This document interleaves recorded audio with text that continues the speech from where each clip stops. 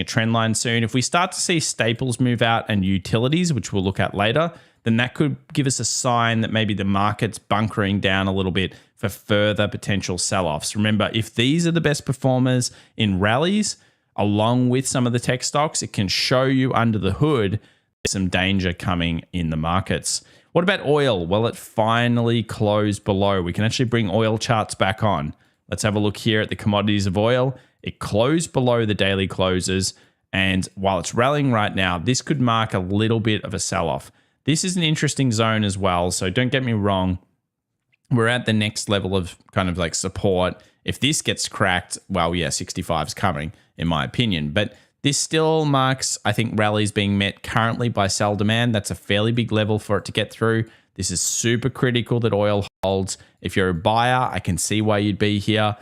I don't like the idea. I mean, basically, if we keep seeing yield curves come down, I believe oil will suffer the consequences of that. It tends to do so. So remember, 65 to 60 a barrel is an incredibly good zone.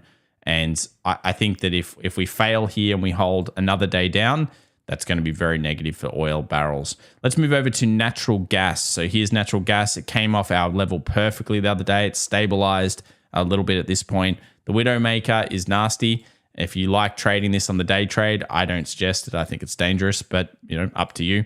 Some people will see this as an inverse head and shoulders, left shoulder, head, right shoulder.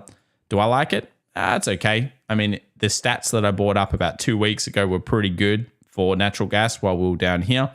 We've now seen that reversal. If you take a look on the weekly, it looks okay, and it's starting to stabilize base. I could see natural gas sitting around for a while though, so even though it might bounce and find lots of buys and percentages will look good, I could see it being up, down, and all around. Now we'll move on to, of course, Tesla. So did it hit one of our zones? Yes. Did it bounce off one of our zones? Yes. Has it moved up now pretty aggressively? Well, it's gone up 5%. So people will be celebrating this one. Not just yet, guys. Don't just celebrate just yet. We're not fully celebration mode because we're not through this support. So here's the support, here's the resistance.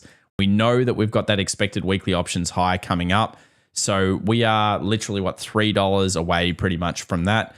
And if we hit it, then there could be still some sellers to come in here. Previous support becomes resistance, standard role reversal concept in technical analysis, and of course, an options high sitting there as well. It's also a little gap fill that's probably just sitting above that, which is at the price of, we'll give that to you, 187.49. So interesting levels here for Tesla. I could still see this market coming back down, doing something like this, moving into our 140s, which is, of course, that massive gap fill that sits over here. So, yeah, Tesla's bounced, but it really depends on the broader market itself. Let's refresh the options. As we know, we've got over 2 million units coming into this OPEX. So this is the third week options expiration. And it shows us that the max pain sits at 180. We're currently just above that price. Where are the calls? Well, we've got a lot of calls at 180, a lot of calls at 200. I could still see it coming down. It's actually at fair price right now, according to pretty much max pain. But overall, it's just not going to go above 200. That's what they don't want to do. You would think that's not going to happen. I don't think there's that much help here this week from the options for this one. What about Apple? Well, it just holds in the zone. Pretty boring trading here. There's the daily. There's the weekly. We haven't closed or got to this watch reaction zone. We are in the middle of nowhere. We're approaching the options high, which is sitting at 154.58. Something to check out. NVIDIA continues its AI kind of run. And I think it's so funny how everyone just still buys these stocks and thinks they're so good price. I love the stock. I don't love much, but we're, of course, price action-based traders.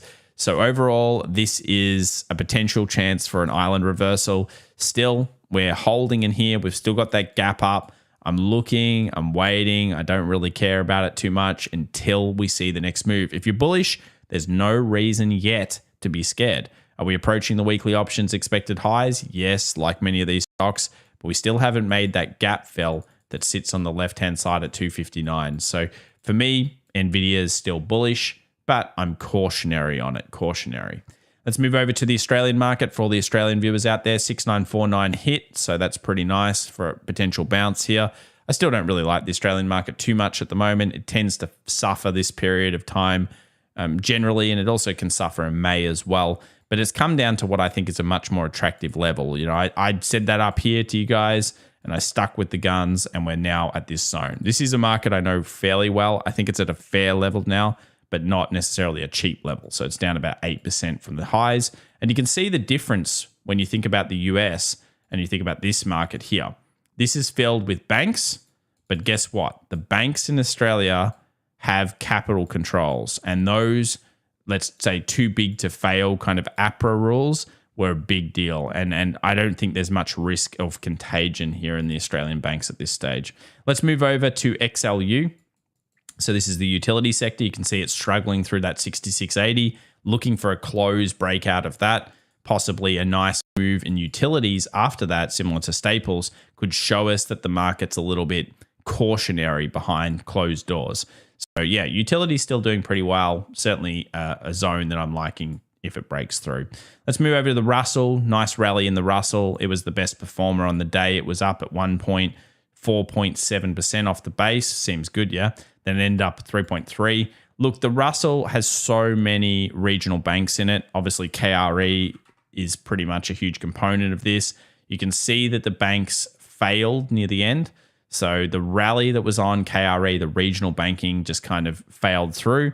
And if you look at XLF, you can see here again, the banks are kind of suffering. Now, I think a lot of this is because smart people out there would realize that there's probably regulation coming, and that's going to put pressure on the bank stocks. I actually think if you look at bank bonds, maybe not SVB, of course, but if you look at bank bonds in general, it's going to be a very interesting time. Technically, this is better news for them. So we'll find out whether there's a huge divergence there between stocks and bonds. I mean, that would be the way I'd look at it. Let's move over to the Qs. We've got that big monthly closure. I just always like to point that out because that was our first sign that weird things were happening. We saw a nice bounce to the 61.8 fib that sits here. Then we saw a sell-off. Will we continue to see a sell-off for March? How March ends up printing as a monthly is going to be pretty important, I think. Look at the NASDAQ as a futures contract. It just made a new little high over here during the time of this recording. So nice little high, but it switched trends. The NASDAQ has, not the S&P. So this is very important. The S&P didn't. So here's the lower low. We've got that higher high coming through. Drops theoretically should be bought by rallies, but I don't really trust the NASDAQ as much as I trust the S&P 500. So here's the culprit. Everything in this area, 39.80 down to this zone here, which is the 39.40, 39.35 kind of zone, is very important. This is the daily 200, and this is one of the most traded zones. So basically, we've got a 20 moving average. Now, if we do rally, I would see that this kind of being a thing, okay? If we rally through and we get through this daily 200, sell off, then move forward. That's still a scenario. If we don't and the PPI comes in bad, movement down, and I really like the extreme zones down here. Take that lows, fill some of these gaps, potentially find buyers. I'm not sure if we're going to flash here. There's been too many policymaker moves. We'd have to find out new information that shows us bad things are occurring. But do remember, the trend is still down at this stage. We don't have a switch. Here are the expected weekly options highs and lows. If you're interested, just put them on the chart and pause it. And this is the culprit here. So our most major confluence zone, it held so far. We saw a spike into the low demand. We liked, of course, last week, pretty much 38.40 to 37.50. Yeah, I know it's pretty wide, but we do like that zone. And over here, this is the issue. We're coming back up to it, but basically we have this little tough supply zone, which just so happens to be the daily 200 moving average. So we're right on that level. Notice I've also got here 39.68, critical level as well, with a drop and a base and a drop in it. So if markets do rally through, I expect something like this, like that. At this stage, though, bears are in control, so it'll be very interesting to see how they interact with this through the next couple of hours. Let's move into the OPEX. We'll go over here to the 17th. I'll just refresh it so we can look at the options market moving forward. And we'll go to the 17th over here. And you can see that we've got 390 puts still there. So at the moment, it's pretty much working into Wall Street's arms. They claim they want 400 max pain. At the moment, they're 391. 400, funnily enough, would get us pretty much to that 398 area. So yeah, take that with a grain of salt. Still a lot of puts in the system, 400 being the big call level. And yeah, I mean, markets are manipulating for sure, but I'm not really using Max Payne this week. I think it's with the fundamental data that's out there. I feel like this isn't giving you enough edge in a non kind of options technical week. Now, where other things get interesting is got to be crypto. If we have a look at crypto here, it had to our watch reaction zone, actually rejected it. So I'm going to have a look here at the smaller time frames for you guys. So this is the zone that I've had up for a long time on this channel. I mean, a long time.